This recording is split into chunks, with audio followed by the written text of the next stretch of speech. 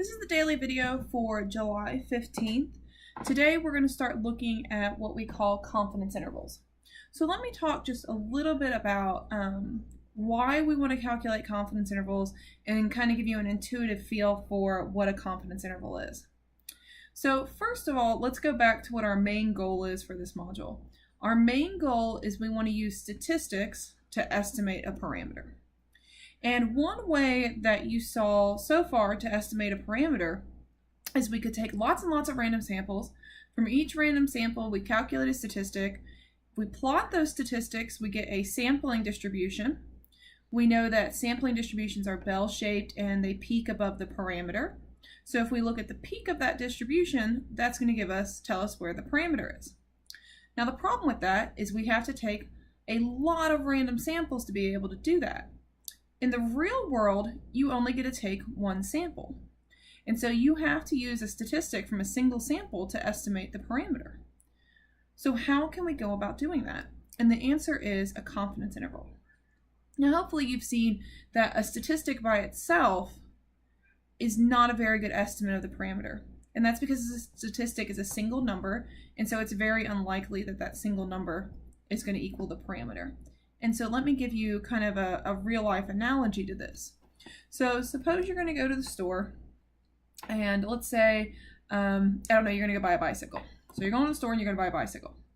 So probably most of you don't use these, but everybody has seen a check, right? And so you could do a couple things if you're going to go buy this bike. And let's say the internet's down at your house and you can't look up the price before you go.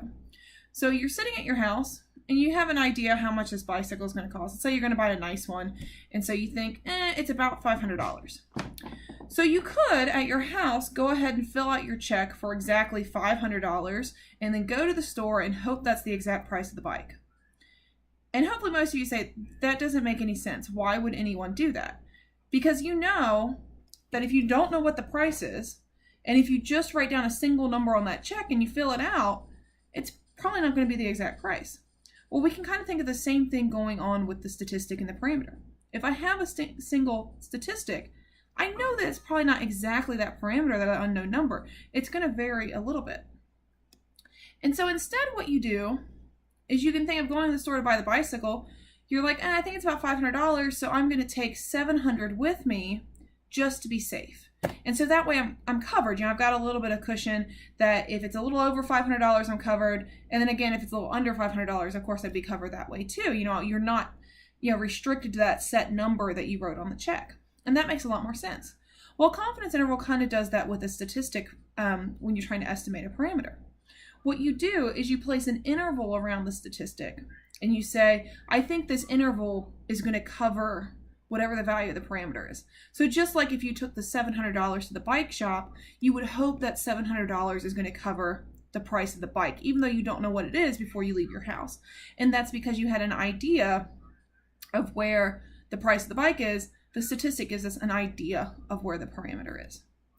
So what a confidence interval does is it says, hey, I recognize the statistic is not the exact value of the parameter, so I'm going to put an interval around it, and I'm going to hope that that interval covers the parameter.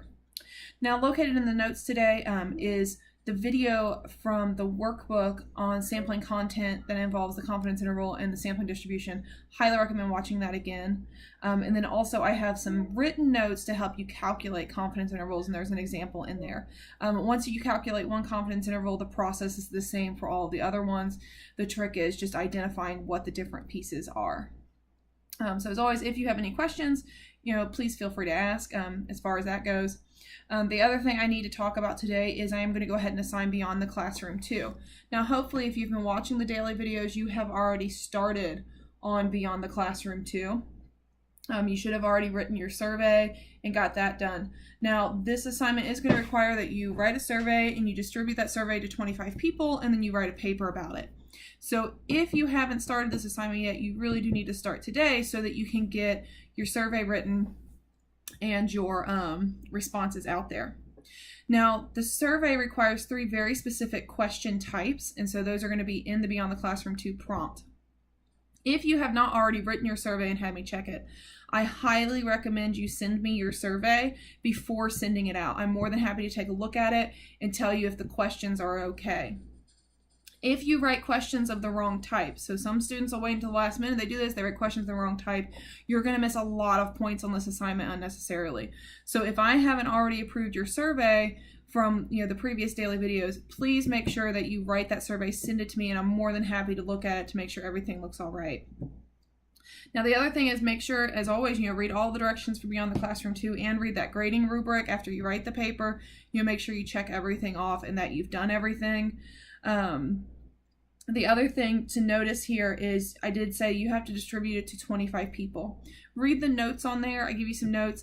We've talked a lot about random samples in this course. Random samples are incredibly hard to take. I'm not going to require you have a random sample, but if you don't have a random sample, you will have to identify that your sample is not random. And so there's some directions about that in the actual prompt. So again, if you have any questions, please feel free to ask.